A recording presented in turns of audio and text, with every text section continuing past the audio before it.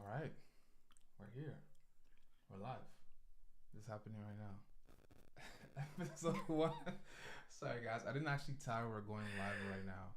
Okay. But we're live. Hi, everyone. I wish we had like a cool intro music, you know? Yeah. No, like more like a boom, check it time. Oh, okay. Urban. You want it like, you know what I'm saying? yeah, Like, that'd be cool. welcome to Till Death podcast. You know, one of those, you know. Maybe next time. Maybe episode 2. So guys, welcome. We're super happy to have you guys here. If you don't know what's going on, tonight is going to be a very honest and raw conversation. I think it's going to be one of those conversations that makes people really think, because we're going to be honest with you guys when it comes to dating, when it comes to marriage and relationship, and specifically in the area of having a gut feeling when it comes to dating. And I'm going to be sharing with you guys, and so will Toya, the gut feelings that I had when I first met her, and how I felt like, I'm not sure about this girl, I'm not sure if, okay. I'm not sure if this is, a real, Okay, cool.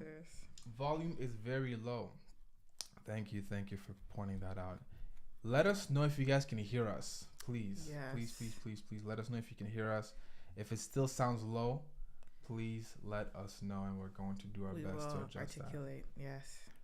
Okay, so guys, today's a conversation, so we want to make sure people are actually interactive in the comment section. So if you have any kind of questions in regards to our new book, which we're going to get into, in regards to anything that we're talking about, please let us know in the comment section, because like I said, it's a conversation. We want to make sure that you guys are part of this, that you guys are involved, and we want to answer some questions too, which I think a lot of people have. So let's get straight into this. I think it'd be cool to introduce ourselves. How would you introduce yourself the right way? Oh my goodness. So a little about Sam and I. We've been married now for 6.5 years. Wow. Which is crazy. That's crazy. Almost 7 years of marriage. Wow. We've been together for 10 years. Wow. Oh my gosh. As you're saying the numbers, I'm thinking, okay, it's happening. Yeah, we've been together for quite some time, and it has been a journey, wouldn't you say? Yeah, a definitely. Real journey. I want to put it out there that we do not think that we are relationship experts or relationship coaches in any way, but we do believe that we are graced to just be vulnerable with people and honest and open about our relationship and our journey, because our heart is really to see people just thrive and progress in the area of marriage. We have a lot of friends that are married, and we've unfortunately even had some friends that were married and are no longer married in the last few years. And this really birthed a desire in us to talk about this. It's really birthed a desire in us to, just share what we've gone through, because a lot of times, we only see the cute parts of people's marriages. You know what I mean? Like, we see the cute Instagram photos, we see the happy anniversary and the marriage photos, but we don't get to hear the real nitty gritty, what's happening behind the scenes. Yeah, you don't. I feel like nobody really talks about that. Yeah, I agree. Sam and I really feel called to just be vulnerable and talk about not just the good, but the bad. And the ugly. The very ugly. The juicy secrets to marriage. So if I were to say, who are we? We are a creative couple. We're both entrepreneurs. We're both really passionate about ministry. If you follow us on Instagram, you'll learn that really quickly, that we love God. We really, really, really love God. And we really, really love each other. So we feel called to just, impact our generation in every way we can, and impact our community in every way that we can. We're never going to stop doing that. Yesterday or the day before, we were having a deep conversation about the last 10 years. What was the day before? Guys. Wow. The last 10 years have been so interesting. There's just been so many different transitions. Yes. And I think that's probably the best way to put it. Like, there's been just a lot of transitions within 10 years. Yeah, and we've we've honestly accomplished a lot, because Yeah. we were kind of beating ourselves up. We're like, we feel like we could be doing more. We feel like we could have been further ahead. And my husband, being the wise man that he is, he always kind of brings me back into reality. We're just like, you know what, Tora, we've actually accomplished a lot. And this is not us tooting our own horn, but this is us, like, not just recognizing what we need to improve, but recognizing where we've grown. A little about us. We pastored a church for almost 4 years, which is crazy, but we were pastoring for almost 5 years. We started a local food bank, and we're able to serve 200 plus families in Ottawa, which is crazy. Again, like this, you don't even think about this stuff when you do it, but it's when you look back, you're like, oh my gosh, that happened in my life. Yeah, that was crazy. And that was a really big accomplishment for us, because we really do care about serving our community. Like I said, the needy, being a helping hand, following the word of God, really. We've had an apparel line. We still have an apparel line. What else have we done? I've written a couple ebooks. I've written 2 or 3. 2 ebooks, yeah. Man, I'm a women's coach. We had 2 children. We had 2 children. We have another one on the way. Yes. That's crazy. Yeah, it's just been a crazy 10 years. Like, why are we doing that to ourselves, though? I know. You know what I'm saying? I know. Like, I don't know why we do that, but we just take on so many different things. But at the end of the day, we just know that majority of them, God has called us to do it. Yeah, and we've could have done better in some. Definitely. But we can admit that for sure. Yeah.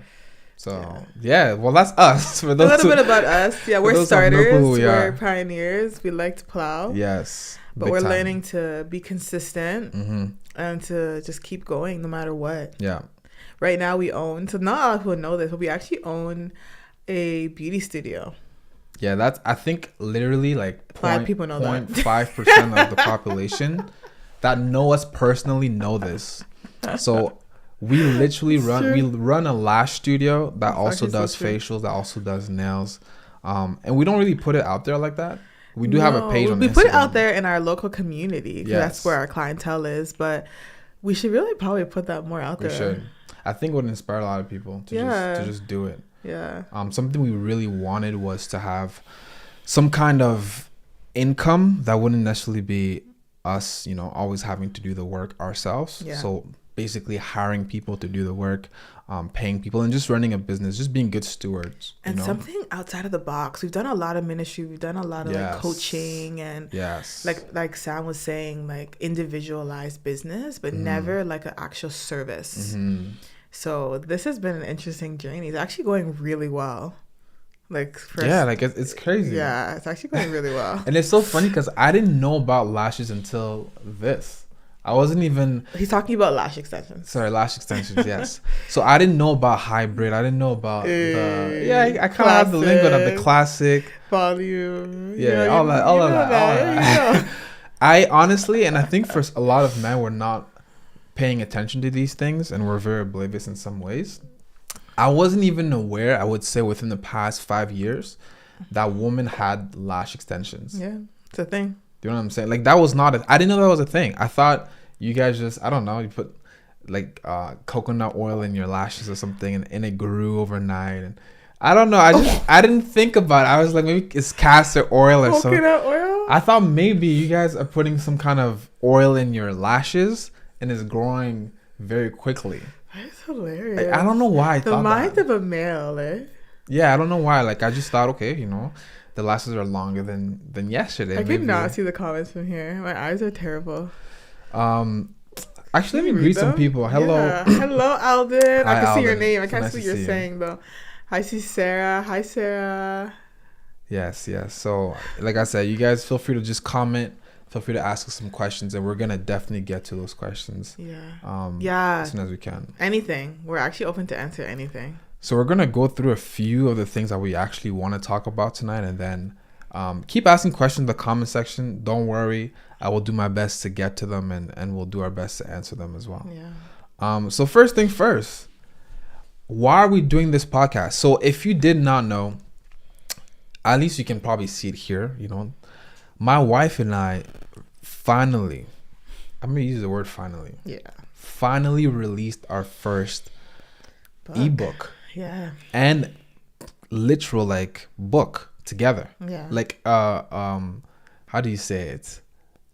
When two people do something together, it's C-O. It's not with a C. Collaboration. There you go. Our first actual like collaborative book together, which is a really big deal because, as you were saying earlier, we both released books individually, but this one is very special to us because this is us together. So both brains coming together and just sharing wisdom in the area of relationships and dating.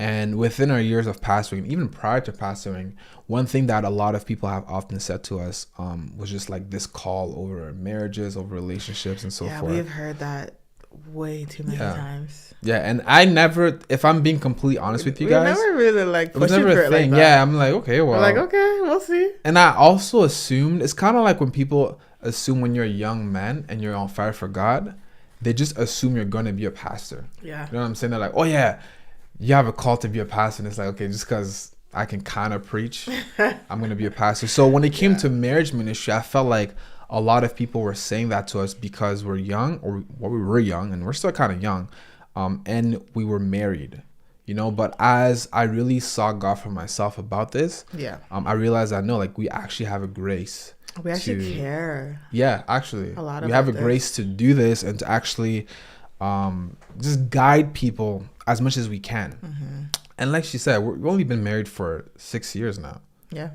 Okay, guys, have to make sure 6 years. Almost 7. Almost 7 years. So we're not experts, but we do have 6 years of trials and tribulations, 6 years of failures and wins and all of these different things. So I really do believe that what we're going to be sharing with you guys, even throughout this podcast and in the book as well, is just a well of wisdom. Yeah, I agree. So let's talk about the book. Yeah, so love and discernment. My God. And you know what? I feel like discernment is kind of like a Christianese type of word-ish. Yeah, I guess. So let's talk a little bit about, I mean, we know what love is, but discernment. Discernment is really just that inner knowing about something. Yeah. That kind of like that feeling on in your spirit and your gut that gives you information about a specific person, situation, or thing, and really that knowing of what God is saying about something, the ability to have information that you shouldn't necessarily have. Yeah, that's true. And in a sense, it kind of works hand in hand with the prophetic. But I feel like discernment is something that is developed. It's not being skeptical. It's not just making assumptions about things, but it's really that like inside spirit knowing that this is the outcome of something, or this is the motive or the intentions of a situation. That's how I would describe it. No, that's really good. And the thing with this book, and we're gonna get into like who should get the book as well. Yeah. Because I think a lot of people, when they see something like Love and Discernment and they see 12 keys to recognizing relationship red flags, oftentimes we just associate it with dating. So a lot of people, they think, oh, because, you know, I'm married now, I have 3 kids, 4 kids, 5 kids, I don't need this book. But we're going to touch on why I really believe, whether you're single, whether you're married, or if you're just dating, why I think you should get the book regardless. Because just like you're saying, when it comes to discernment, it's something that has to be developed over time. You know, and this is not something that I think a lot of believers specifically, we assume that people are just born with discernment. I do believe that women are born with a discernment that men don't naturally have. Yeah. And this is another teaching for another day, but women can also develop a very high level of discernment, right? Ideally by partnering with Holy Spirit, ideally by partnering with God, and kind of having that fine tuning as to what God wants and what God doesn't want. But this book is basically a guide to heighten your level of discernment, specifically in the area of dating and relationships. So we don't want to miss that. And the thing is, and I think you can kind of touch on that too, like, why do you think people learning about dating and relationship is so important right now? It's important because the media is teaching us really skewed idea of what it's supposed to be. And if we're not like tapping into what God is saying, what the Bible is saying, then we can easily subconsciously become in agreement or start to agree with these false precepts and these false teachings, these false beliefs about what relationships are. Yeah. And we can start to date something outside of what God is asking for us to be a part of. Yeah. Because of what we've been taught subconsciously. And if we think about music, right? Like a vast majority of music talks about relationships, talks about love, talks about intimacy. Yeah. So I feel like as Christians, it's our responsibility to teach what that actually is according to the word, or else people are going to go off of what media and mainstream teaches them. Yeah, which is super dangerous because I think only now, and just so we're clear, this book is not targeting Christians. And that's one thing I want to make very clear. Anyone can read it. Anybody can read this book. Yeah. But because our views are biblical, when we're talking about this book, when we're talking about relationship, everything falls within the boundaries of scriptures and of the Bible, right? So when it comes down to like what you're saying about like where we're at right now in the day and age that we are in, it's one of those things that we don't want to miss in terms of how important it is to find the right partner.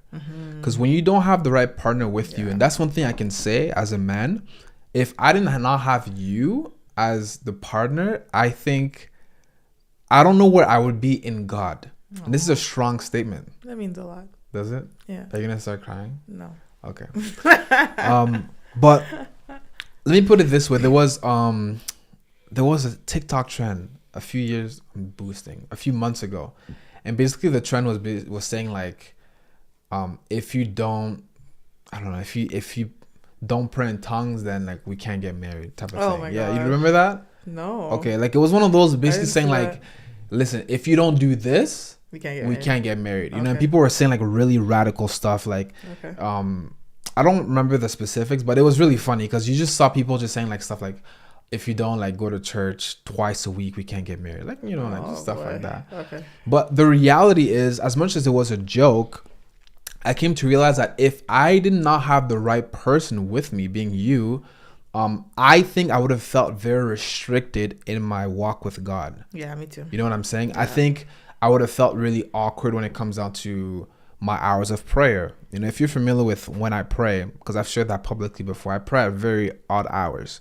You know, like my main thing right now, my main watch. Actually, I'm not gonna say my main watch because I don't know who's watching this.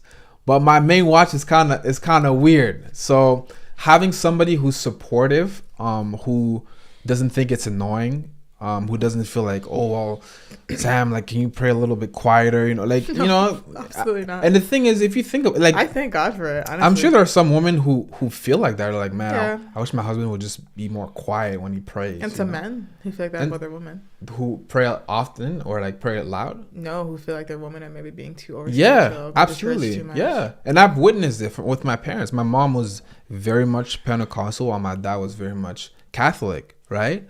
So my mom's style of prayer was a lot different than my dad's. I actually never witnessed my dad pray before. Yeah. Which is crazy. That's interesting. Yeah, I know. It's kind of weird, right? Actually, I've never seen my dad pray either.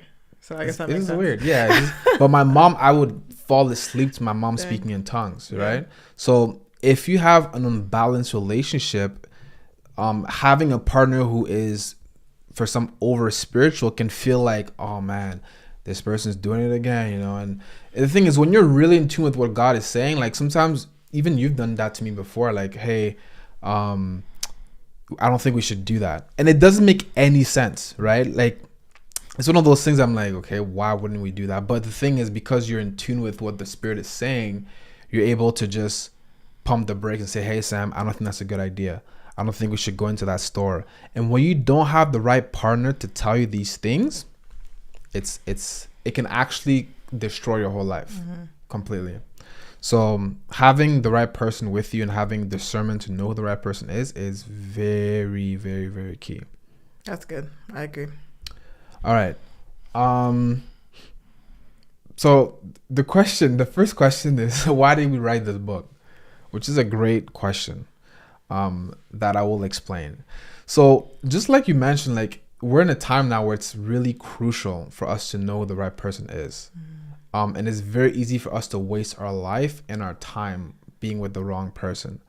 So whether you believe in God or not, this book, and we've said it a few times within the book, like we're trying to save you time and have you be an efficient person when it comes to this life. We want you to look back and say, wow, I'm with the right person. I've discerned who I should get married to. I've discerned how to go about within the context of relationships. I discern how to actually point out the red flags, and like be very mindful of the kind of people I want to be with. And I think that is probably the meat of this book. It's like we're saving you time. And I value time. So when I see a book like that, I'm like, hey, why wouldn't you get a book that really helps you with time and understanding who you should be with and why you shouldn't be with certain people. So I'm praying that through this book as well, for those who are in a relationship, this book is not meant to destroy your relationship. It's not meant to cause you to become paranoid with who you're dating. This book is even with yourself, because to be honest, this book might make you realize that you have some red flags. That's a part why of the I book. think everyone should read it. Yes. Because it's a good to be self-reflective. It's good Absolutely. to be able to look inward and say, am I the person that someone should be with? Do I have some things that I need to work on so that I'm not contaminating someone else, or I'm not doing things that someone else wants to avoid? Like, are you reading about yourself? Actually. And even funny enough, when we were writing the book, I said that to you, I'm like, there's certain things in there that made me think, oh my gosh. Like, at first I was like, what is he talking about? But the more I wrote, and when I was going back to edit, I was like, wow, I gotta watch out for some of these things. Like, you realize how messed up you are. You're like, man, I have a lot of red flags. And then it makes you more grateful for the person that you're with as well. Okay, so here's the thing I want to say. So there are 3 different categories of people who should be reading this book. And every single human being falls within those categories. That's a bold statement, but hear me out. If you're single, if you're dating, or if you're married, this book is for you. Now, let me explain how to read this book based on the different statuses that you're in. So if you're single, what this book is going to do is it's going to teach you, and you're going to learn what to look out for. Just like we were saying earlier about discernment, this book is going to help you to really understand, okay, this is what I should do and this is what I shouldn't do. And sometimes, as much as many of the ones who are going to read this book, I'm sure, are adults, it's still something that I think is going to help you to see in a book. Because I know sometimes you get a bit prideful and you feel like, oh, well, I've lived for, you know how people are, I live for 25 years. I know exactly the kind of person I want to be with. Maybe you don't. Like, I know 35-year-olds who still don't know the person that they're supposed to be with, So I think this book is one of those things you want to approach with humility, especially if you're single, because there's a reason why you're single. There should be a sound effect right there. Another thing for singles, how you want to approach this book is one thing this book is going to help you to do is not waste time. Okay, just like I was saying earlier, we have to value our time. We have to value our calendar. We have to value ourselves. And by valuing our time, it's a reflection of us actually valuing ourselves. And the third thing that this book is going to help you to do, as we said again, is going to help you to grow in your personal discernment. That's why I was saying that this book is not specifically for Christians, because this book is going to help you altogether to grow in the area of discernment. And discernment is not something that only people in the kingdom of God have. No. This is something that everybody has access to. Right? So this book is going to drastically help you when it comes to how to discern who you should be with, and again, who you should not be with. And then for those who are dating, okay, because I know a lot of you, there's a new thing out there. What's up with people dating on like the low? Yes. That's so weird. I don't know. I think that's kind of weird. That's a new thing now. Why do people do that? Finding out that people have a partner when they're basically engaged. Should we go there? I don't think we should go there today. I'm gonna get in trouble if I go there. Me too. So I'm gonna stay away from it. Okay, cool. Let's stay away from that. I just think, come on, It's okay. Let's stay away from it. All right. Let's see. Because she knows if I start thinking about it, I'm gonna go into it. If you're dating, publicly, privately, whatever it may be, one thing that this book is going to help you to do is you're going to learn what you can personally put up with. Now, the aspect of what you can put up with within dating was actually very much engraved in me by a man that I have to recognize. His name is Pastor Bendel. This man, pardon? No, it's in the comments. Oh yeah, this man strongly helped me to understand, okay, what can I put up with? That man built the foundation of our marriage. Actually. Like, he did our premarital counseling. And I would recommend him to, like, so many people. I wish I could clone him. Yeah, same. I mean, in 2023. We should talk about his book one day on here. Oh, I thought you were going to say you should talk about, like, how to clone him or something. Oh, no. I was going to say, I mean, that we can. I mean, I don't have the solution for. It's out there. It's out there. Go ahead. Talk about his book. Yeah, we should, like, so he basically has what is it called? Let me forgetting. I don't remember. No. What is it called? I don't remember. Okay, I don't remember the name of the book right now, but essentially that's what you go through when you go through counseling with him. Premarital counseling with him. And he's just talking, you basically read thoroughly through every single vow that you make before the Lord and for your spouse. And you actually dissect, what does this vow actually mean to you, to scripture, to life. Excellent book. Yeah. Excellent book. Yeah. So when you're saying your vows, you're not just repeating the statement, but you've spent like months up to a year dissecting, what am I saying and why am I saying it, and do I mean it? Am I ready to even say this? So, excellent book. He's definitely, and I haven't had a lot of premarital counselors before, because to make the statement that he's the best I've had is kind of weird, because he's the best. I don't care. He's the best. Fine. He is, to me, in terms of a standard, I think he's definitely up there. Yeah. Like he really helped us, and that is exactly where my point about if you're dating comes from. This book is going to help you to know what you can put up with. Also, this book, if you're dating, is going to help you to realize what you didn't see at first. Reality hits when reality is exposed. Or what you didn't want to acknowledge. That too. At first. Because a lot of people are still, even believers, we're still living an ignorant is bliss type of lifestyle. So we see the red flags, but we're not willing to say, hey, I can't put up with this. I'm not willing to put up with this.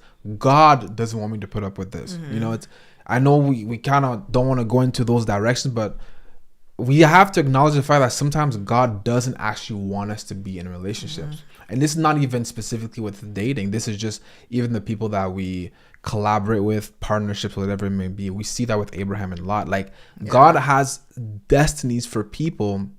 And sometimes what happens is that because of our lack of discernment, we actually miss out on God's perfect destiny for us. Yeah. And this is a topic that I want to talk about one day. Yes, please. That you could actually miss out on what God has for you. I don't believe in those sayings that if it's for you, it's for you. No. It's just not true. And there's so many biblical examples. Moses is a perfect example, right?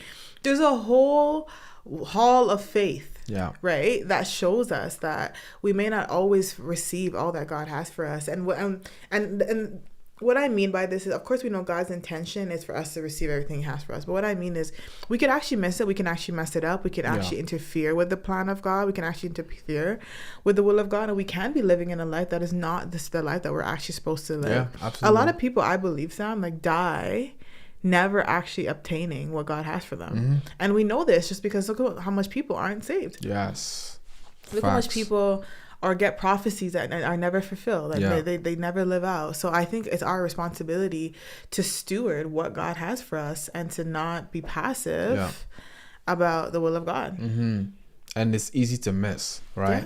Yeah. And one thing I can say, and someone said that to me, unfortunately they said that to me to destroy my attempt to get married, but they did say to me that marriage is one of those things that can literally alter God's plan for your life in terms of the destiny that God has for you. If you're dating or if you're married with the wrong person, like that will actually that can destroy you altogether, you know. So that's why it's so important, going back to our points here, for those who are dating, to make sure to read this book thoroughly. Please do not be afraid. Another thing is, this book, for those who are dating, it creates boundaries.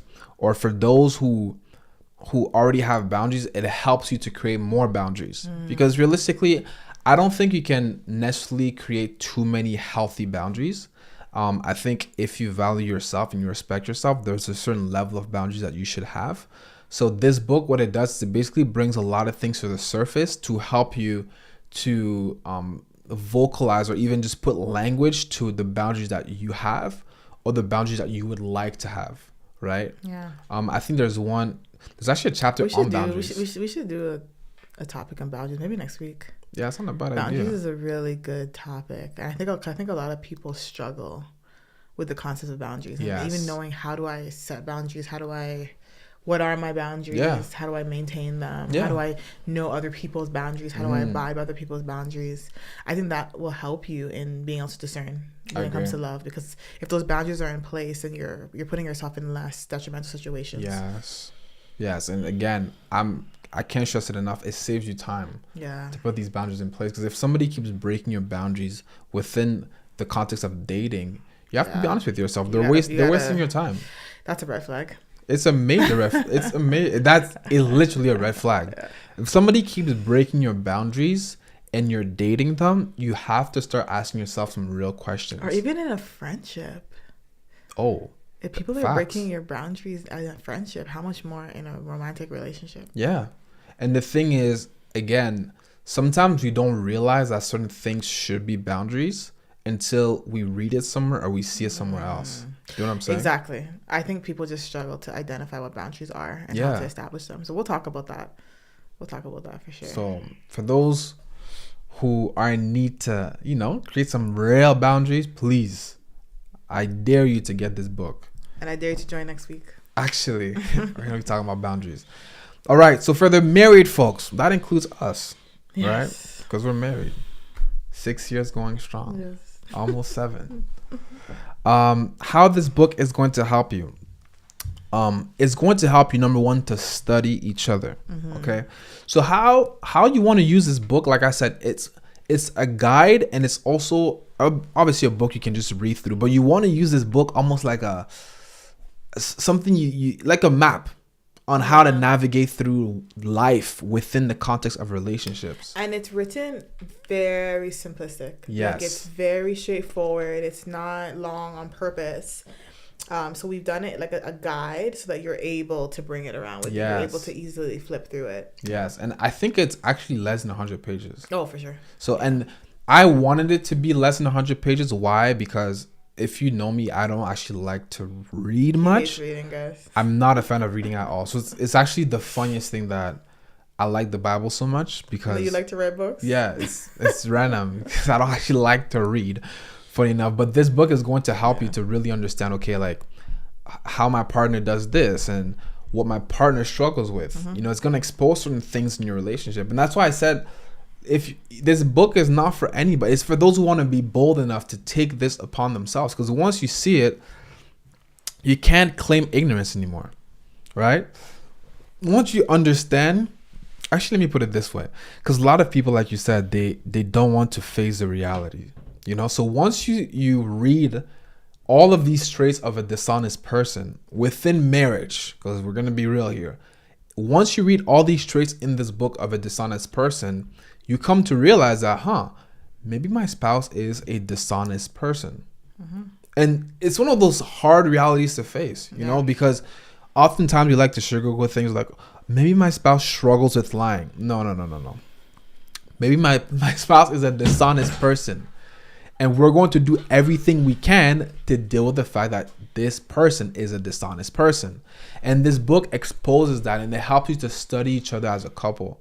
So that's definitely something that personally really helped me to see like all the red flags in Toya and to be like, okay, that's what she struggles with, this is what she struggles with, and so forth. All right, next point of what being married, how this book benefits you while you're married. You learn to help carry your partner's cross better. Why I'm saying that is because this book exposes, in many cases, the things that your partner struggles with. And that you struggle with. You're talking a lot about your partner? Yeah. Most what people... About no, you listen.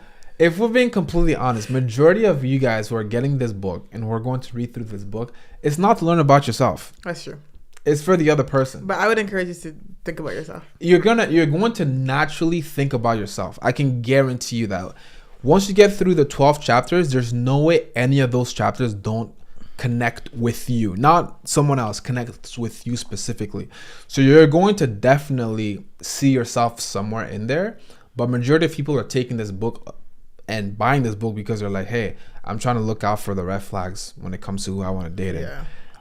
Unfortunately, even the red flags and who I'm currently dating.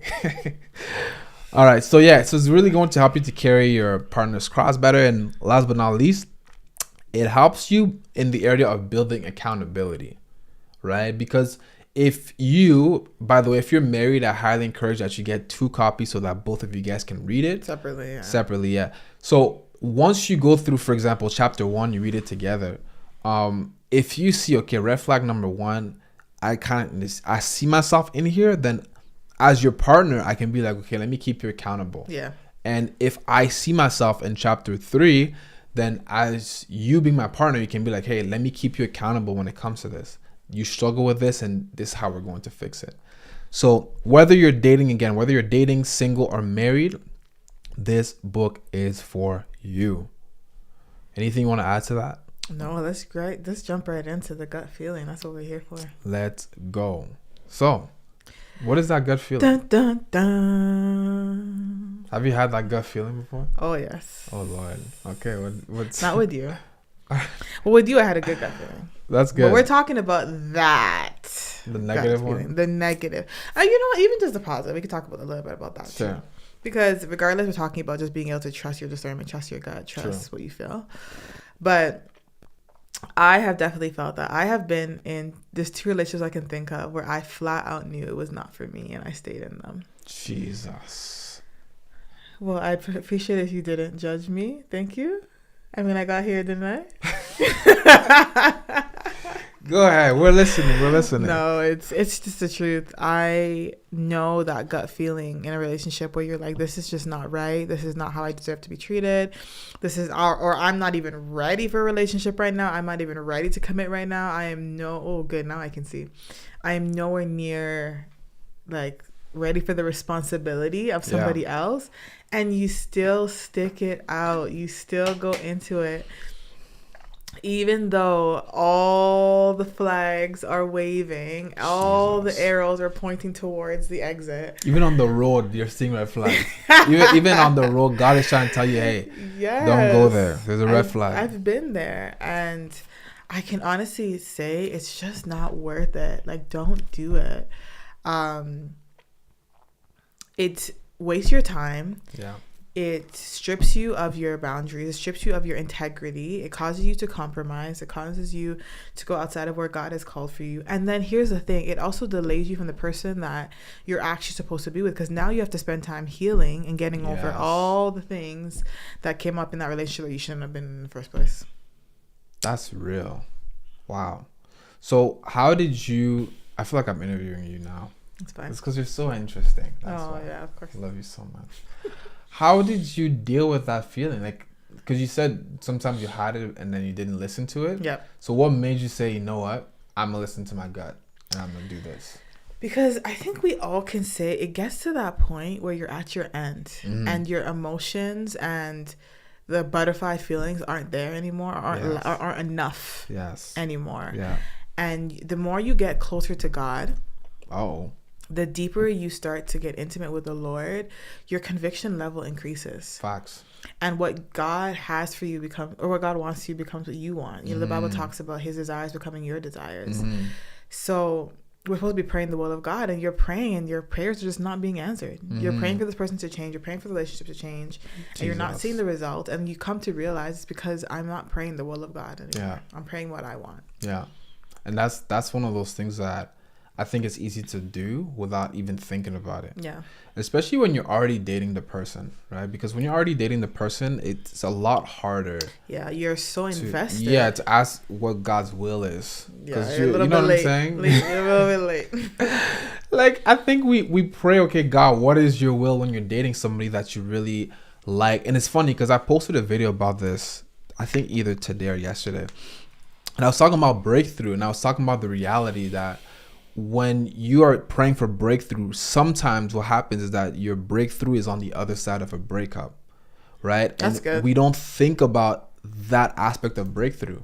Oftentimes when you think about breakthrough, we just think about, oh yeah, God blessing me, and we just think about pushing through things that are negative to us. Yeah. But sometimes your breakthrough actually comes from pushing through things that are positive to you, and sometimes that's a relationship. Yeah. It may not be positive That's to good. God, but it's positive to you. Yeah, sometimes your breakthrough is what you're not avoiding. Exactly, right? So it's not always I'm going to break through fear. I'm going to break through all these different things that we obviously associate with the devil. Sometimes it's actually things that you really like. You know what I'm saying? So we have to be willing to listen to our gut and actually say, you know what? God, you have been pushing me to no longer be associated with this person, no longer date this person. So I'm going to follow that. Yeah. You have to get to a point in your walk where what God wants means more than what you feel. Yes. When your feelings dictate how you live, it's really hard to tap into discernment. Facts. And a lot of times it's hard to even discern your discernment because you haven't been able to navigate through your emotions. So you're not sure if is this an actual inkling from God, or is this just my emotions taking over, or is this the enemy? So I think the core and the root is being able to know what your discernment looks and sounds like in the first place. And the book, it's weird because the book doesn't directly touch on that, but it helps you to develop that. Yeah. You know what I'm saying? And that's something and ask that yourself I love. the hard questions. Exactly. Yeah. And one thing about, again, this book, and if you guys don't know, I'm sure you can see it on the screen, but we just released a book. It's available for pre-order that talks about love and discernment, all about the keys to recognizing relationship red flags.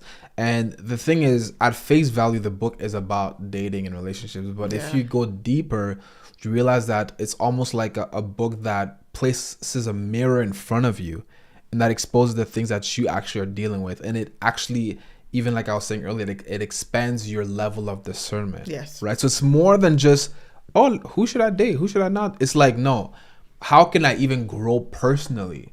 And how can I even get closer to God through my discernment being developed and expanded? So this is one of those things that I think many of us miss, and that we want to take very, very seriously in the area of dating and in the area of life all together. Yeah. Go ahead. I think we're freezing. Oh, sorry guys, we're having a bit of a technical issue here. Let me just make sure that we are good. Seems like we are frozen. So let me just double check something quickly. All right, if you guys can just give me 2 seconds, I'm just going to fix something. Over the next 3 seconds, you can just look at my wife's pretty face. No, I'll talk to you guys. All right, go for it. Yeah, so here's the thing, ladies. We know when it's not the right guy. You know when you've had the dreams, okay? When you've had the family warn you, when you've had just that weird feeling in conversation where you're like, where is this coming from? You know, where there's been an argument and it gets a little bit too heated, or it goes a little bit too far, and you're like, I don't know, where is this coming from? Like, we've all been there. And I feel like and then here's the thing. Here is the thing. God warns us, right? God gives us this gut feeling. God gives us this exposure to the truth. We ignore it, and then we get upset. Yes. When we end up getting hurt. Yeah. And that's something that we really need to, I think, work on as believers, or as people in general. Is like, don't ask God to expose to you what the person is, or what you are, if you're ready or not ready. And then we don't actually want accountability, or we're in relationships and nobody's allowed in, nobody's invited into the conversation. Yes. So the people who love us and care about us and who have that outside perspective are saying to us, you need to be careful, or I don't think this is the right person, or I don't think this is the right time. You know, I'm not feeling good about this. And we think that people are haters. We think that they're against our success. They're enemies of progress, you know, and then we wonder why we're in the situations that we're in. Yeah, absolutely. And the reality is, when it comes down to those type of situations, and when we pray to God and say, God, please expose these things, one thing I've learned with God is that even aside from your relationship with God in the world, is that you need light to expose darkness, right? And sometimes what happens is that we pray for darkness to be exposed, but we're not willing to get closer to light. Exactly. Because once darkness gets closer to light, it is very uncomfortable. Because many times that darkness that lives in some of us has been there for years. Exactly. Things that we've dealt with for a long time. And you know what, Sam? It's hard to say this, but some of us like the darkness. Oh yeah, that's good. We're comfortable there. It's because the darkness is where our emotions are, where all the butterflies are, where, oh, this person is so cute, or, oh, I've invested, a big thing that people say, well, I've invested all of this time, all of these years. It doesn't matter how much years and time you've invested. If it's not God, if God's not in it, why are you connected to it? Mm-hmm. You know what I'm saying? It's like saying, well, I've been drinking. You find out that you're eating something that has poison in it, and you're like, well, I've invested all this time eating it, all these years, so I'm gonna just continue to eat it. Like, nobody would do that. No, right? Nobody in the right mind would do that. Once the poison is exposed, once the root is exposed, once the disaster is exposed, that's your way out. Yes.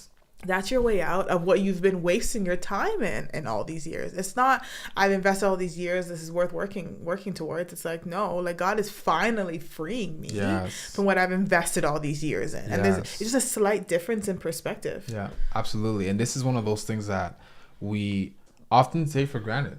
You know what I'm saying? Like, the reality that you can easily be drinking poison. And the thing with poison in the area of relationship that I think is so interesting is... Kills you slowly? It kills you very slowly. Yeah. That should be on a shirt. Poison in the area of dating and relationship kills you very slowly. It's not a one shot. It's not. Out. No. And it never will be. No. For some of us, the reason why we're still in our relationships, our toxic relationships, is because we are expecting the poison to kill us right away. Yes, you're like, well, maybe it's not so bad. Exactly. Maybe I'm just not trying. Maybe there's more solutions. Other people have issues in the relationship too. Yes. There's a difference between those foundational, basic relationships that come with, issues that come in all relationships, and something that is actually there to destroy and to kill you. Yeah. And the enemy literally is there to still kill and destroy, right? And we often link that to being destroyed directly. But the enemy is a lot smarter than that. Sometimes what the enemy is going to do is he's going to kill, steal, and destroy you through a relationship. Yeah, yeah. And it's going to maybe take 5 years. It may take 10 years. But at the end of the day, the assignment to still kill and destroy is still at hand. Yeah. And I think our standard, I think somebody commented something like this, and we think that if God can't give us something much better, if we just give up. Exactly. Yes. Like, I think our standards of what God can do are so low. We put ourselves so low. We put our worth so low that we think that this is the best that we can get. Yes.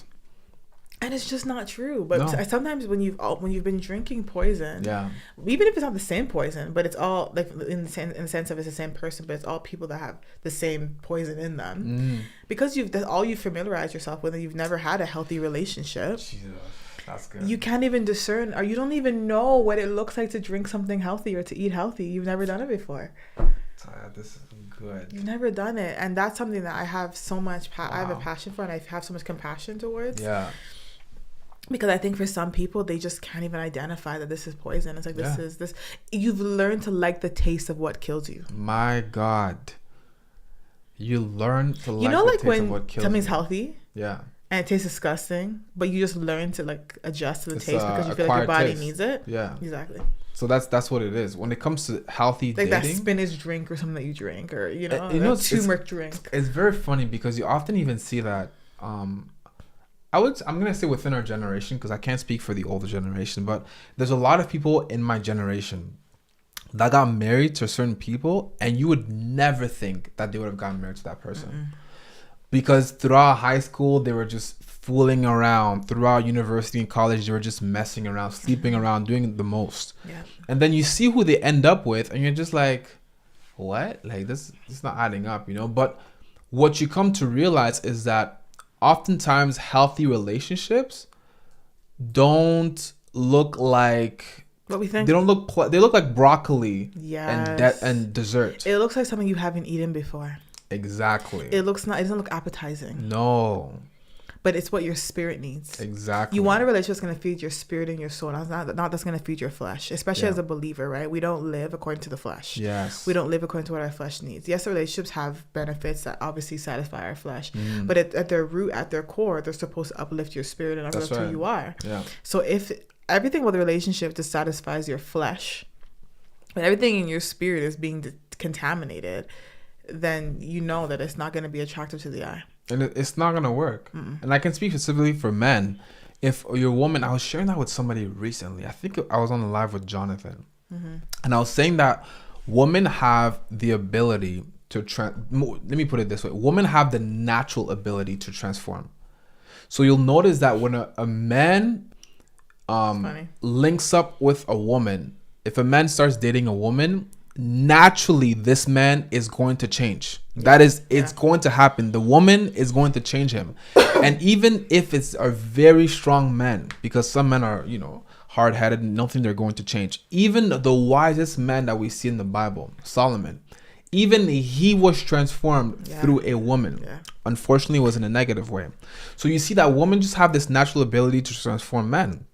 And things as well. Resourceful. Exactly, which is a really good thing. It's actually a gift from God. Yeah. Right? Because women, and I was sharing that with Jonathan as well, women carry a portal that takes things that are known to God into things that are formed by God. Are you frozen again? Yeah. My God. Okay, Tara, do you want to just take it over for like 1 minute? Let me just fix this quickly. Yeah, of course. I think that is a really, really powerful point. Men, as much as men are leaders and men are trailblazers and they really set the tone for where we're going, women have a way of causing men to adjust and bend and evolve in their thinking, evolve in the way that they do things. And I really think that can be a great thing and that can be a detriment. Because that's one of the reasons why so many men fall, or so many men end up in the wrong relationship, or completely forbidding their call, or completely going outside of where they should be, because a woman comes in and now everything that they live for is a woman over God. And the reality is, when you're in a relationship, right, you want to love that person with all your heart. That's your first priority. But there is no one you should love more than God. You want to marry someone, you want to date someone, you want to be connected to someone romantically that loves God more than they love you. The moment they start loving you more than they love God, we know that there is a problem. Yeah, and I just want to encourage a woman that watch this, like, you are worth so much more than you think. Even if all that you've ever been told, all that you've experienced, maybe you never had a dad, you never had a male figure or even a female figure to speak identity into you. But the reality is once you get that relationship solid with God, once you realize that the love of God is so available to you and who you actually are in God, who your identity is, it's easy then to accept a man of God and a man who really loves you more than God. Because for some women, that's a threat. Yeah, absolutely. And like I was saying before, like, as a man, from my perspective, is being willing to be transformed by the woman. It's a very humbling thing to do, but when you discern the right person to be with as a man, as I was sharing, you're going to naturally be transformed. And the revelation I was sharing before about the woman carrying a portal is the fact that with a woman, they take what is known to God, as we see in the book of Jeremiah, into what is formed, right, by God. So they take something that doesn't exist and they are able to push it out and make it come into existence. And that in itself is a trait of somebody who has the ability, or a race that has the ability to transform. And it's just so funny how God, even from a physical standpoint, represented women as those who can transform through the act of pushing out a baby. But at the end of the day, as I was just, all that to say is that women have the ability to transform. And as men, we have to be willing to understand that, number one. And number two, be willing to choose a person and discern right. Choose a person who is going to transform us for the better. Yeah. Because what happens with a lot of men, like I was sharing before, is we come into this, or we go through seasons where, like I said before, like we're young, wild and out. But once you get married to a woman, sometimes it doesn't really match. You're like, why did he get married to that girl? It's because this man realized that this is the person that is going to transform me into the person I'm supposed to be. That's good. And even those who are not in God understand that revelation. Yeah. You don't need to have Holy Spirit to understand that revelation. This is something that many men understand. If I can tie myself with a woman, if I can discern right and be attached to a woman who is going to transform me for the better, even though she may look like broccoli, but the woman that I've been, sleeping with or my friends with benefit looks like a dessert, even though that woman looks like broccoli, that broccoli is what long-term benefits. Exactly. And that broccoli is what is going to make my muscles show. Yeah.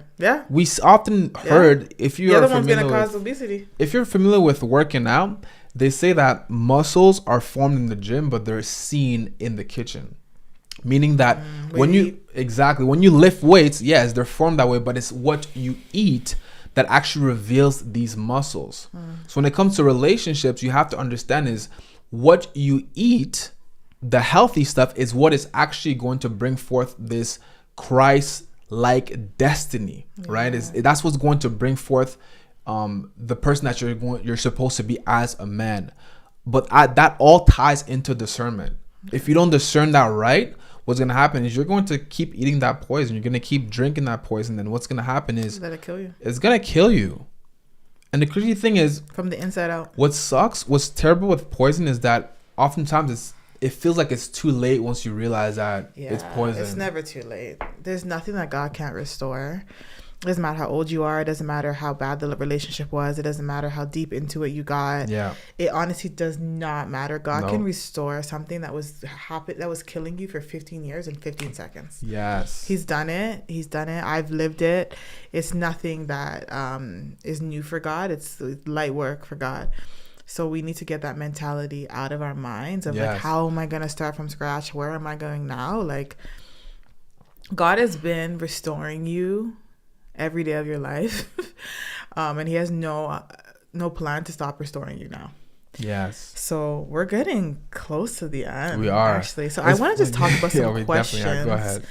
I don't want to keep you guys here too long. We have a couple weeks, so we have so much more things to dive into in the weeks to come. And we told ourselves this was going to be an hour. Yeah, we don't want to exceed an hour. But here are some questions to ask yourself when you get that feeling, that gut feeling, when you start to see the red flags, okay? Have I felt this before? Does this feel familiar? Mm-hmm. We all know what it feels like to not be safe. You know, when you start to get scared, you start to get that gut feeling, that you start to get that turning in your stomach. Have I been here before? Does this feel safe? Does this feel good? Is it positive or is it negative? Is this a good feeling? Do I like this feeling? Does this make me feel? Does this make me look like God? Does this make me think of God? Does this feel like something that God would lead me to? Mm-hmm. If someone else was in this situation, I was on the outside looking in, what would my perspective be? Because a lot of times when you're in it, your perspective is completely different. Yeah. But if someone is coming to you and they're sharing the situation to you, you're like, get out now. Why would you stay in it? You have so take yourself out of the situation and tell yourself your story. Yeah, that's good. Tell yourself your story. Like, start to analyze it and say, like, if one of my friends were in this situation, like, would I encourage them to stick around? Mm-hmm. Like, is it, or and even in a good way, or would I encourage them to stick around? Is this good? Is this uplifting me? Is this getting me to where God is calling me to? Is this making me love myself more? Is this making me love myself less? Yeah. Even if it's uncomfortable, is this challenging me in a good way, or is this like completely stripping me of my character and who my identity is? Because that's one of those things that the book points out, is that self-reflection aspect, where you realize that, again, you're looking at the beam in someone else, well, the speck in someone else's eye, but you have this large beam in your own. Yeah. Right. And I think asking yourself these type of questions is this turning point within this book where you realize that, man, I have a beam in my eye. I need it to come out. Yes. And that's okay. Yeah. That's okay.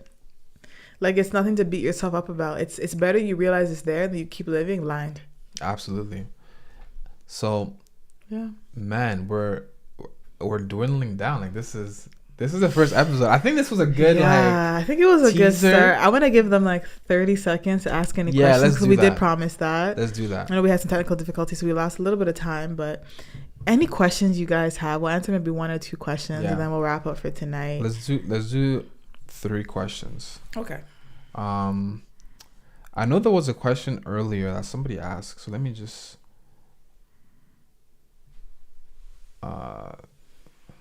Let me see if I can. How do you make the decision to? Can I? Pass it. How did you guys make the decision to pass it together? Yeah, I'm just sure. I thought there was a way to add Show it to it. yeah. Oh. But anyway, somebody Okay. asked early in the conversation, how did we make the decision to pastor together? Now, That's a really good question. it is a great question. So when it came to me, I knew when I got saved, I knew that God called me to ministry. Which he never told me, by the way. Yeah, I literally, and this is something that I'm not even ashamed of. Ah. If I'm being honest. I made sure just to not really reveal that side of my life to her. I think it would have freaked her out a little bit, and I really wanted her, you know. So yeah, I really did. I did. Thank you. Yeah, I love you. So yeah, I knew God called me to ministry, and I knew, just like I was saying earlier in the video, I knew the person that I was supposed to get married to was a very specific person. I knew this person would need to be willing to relocate many times, because I knew that God had to do that. Yeah. Or you have a problem, or No, I'm good. is there anything you want to release off your chest about moving? No, I'm good. Okay.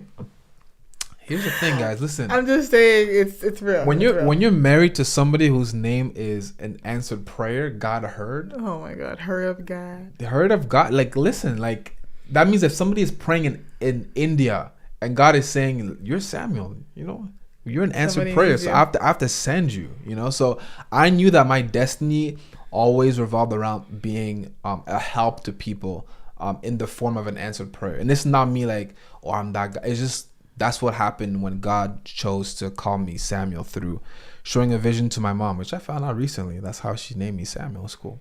So when it came down to pastoring, I knew that was going to be part of my story. I didn't know exactly what that was going to look like, but I definitely knew, okay, like God wants me to minister. So when I started dating Toya, I just knew, okay, like this girl, well, I don't know if you want to share that side of you when I first started meeting you, but I know when you started dating, you were just getting like more and more serious with God and so forth. There was a lot of work to be done. Yeah, but I knew this is the girl that I know I'm supposed to be with.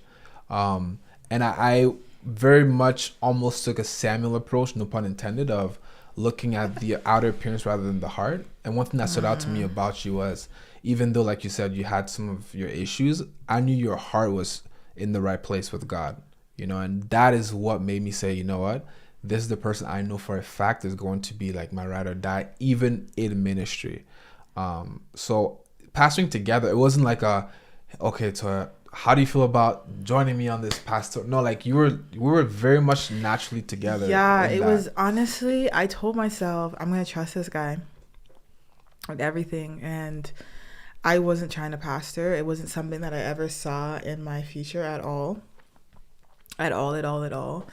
But yeah, I really had to trust that he was here to lead me to the right place. And it wasn't until we went into pastoring that I really understood the vision more, and I realized that the grace to do it was there. Yes. I had no idea. I'm like, it's there. It's inside of me. I'm not perfect. I'm still learning a lot, but I realized that it was God and that he was going to guide me and whatever God showed him, and I had to just trust that. Thank you for trusting me. I really appreciate that. All right. So we're going to take 2 more questions if anybody has any questions. I'm very big on not forcing questions. So guys, if you don't have a question, I will stop this live and go spend time with my wife outside of this. So if you guys have any questions, we're going to give it like 15 seconds. Yeah. Because I believe if you have a burning question, like 15 seconds is definitely more than enough to type that down, right? So if you have any questions, even in regards to the book itself, feel free to ask us in the comment section. And if you don't have any questions, we'll just call it a night. But yeah, as people are thinking about questions, guys, if you didn't know, we just recently released our first collaborative book together. Yes, if you haven't gotten a copy, what are you doing with your life? The link is actually in the bio, because some people like to have some excuses like, oh, I didn't know. Like, and we've made it affordable on purpose. Absolutely. You know what I'm saying? Like, we made it so that majority of people would be able to afford it and be able to purchase it, so that, you know, it can help you. So if you are a person who breathes, a person who was created by God, a descendant of Adam or Eve, or that was a bad joke. Anybody, if you can breathe, if you're a living creature, a child of God, a non-child of God, listen, this book is for you. It is going to greatly help you. All right, somebody has a question, so we're gonna answer this and then we'll end it. How do you have gut feeling right from the beginning of dating? What about people who switch on you? I'm gonna be honest. That's a good question. I don't really believe people switch. You think they're always? It's kind of like money. When they say this person never changed, they're always like that. Money magnifies. Like, you know, when people make those type of things. I don't know about all that, but money magnifies what's wrong with you. But I think in most, I won't say all. Okay. I think people can change. I think life can happen. Okay. Situations can happen and people can change. But I do believe that we just don't take enough time to get to know people in the way that we need to know them. I agree. We don't ask the right questions. Yeah, that's something. Honestly, and I want to do a live on that. The questions to ask. Yeah, because a lot of times we go into these dates and all this, we don't ask the right questions. We just go blindly just to have a fun time, but we don't actually have a set of questions that we want to make sure we ask. Especially for women, I really want to encourage you guys to do that, just because as a woman, you're taking on this man's last name. You're taking on this man's helper. You were created to help his visions come forth as Eve to an Adam. So you have to ask the right questions. Yeah. And you know what? If the person does switch, then start to ask questions at that point. Yes. So for whatever reason, if you're like, you just started to realize things at a later time in the relationship, start to ask the difficult questions before you commit to marry or before you commit to something that's more permanent. Yes. And I don't think it's wrong to ask heavy questions from the start. Like, obviously, first date, I wouldn't necessarily go for how many kids you want to have. Especially men are easily freaked out by that question, you know?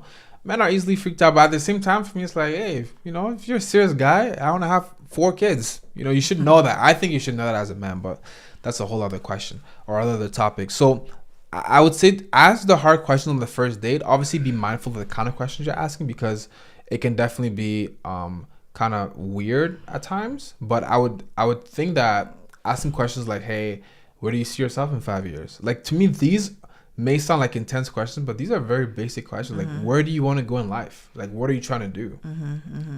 What do you have a career? Like, do you work? Like, what do you do? Like, these to me are very basic questions to ask. And I think on every first date, you should ask those type of questions. At least 5 like crucial questions that are make or break for you.